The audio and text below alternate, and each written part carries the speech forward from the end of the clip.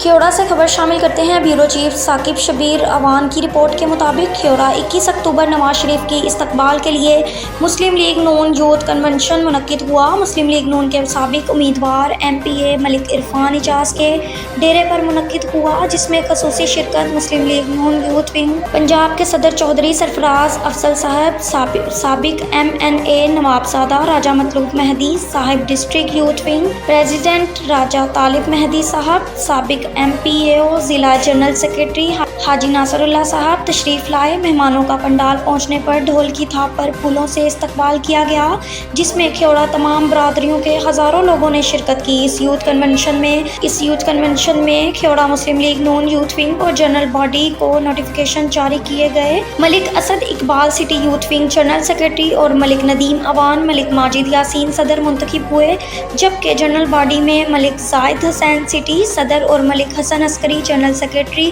منتخب ہو گیا۔ الیان کھیوڑا کی طرف سے عہدیداروں کو مبارکباد دی گئی۔ ملک عرفان اعجاز اور Malik Asad city youth wing general secretary کا کہنا تھا کہ انشاءاللہ 21 اکتوبر کو اپنے قائد کا بھرپور استقبال کریں گے۔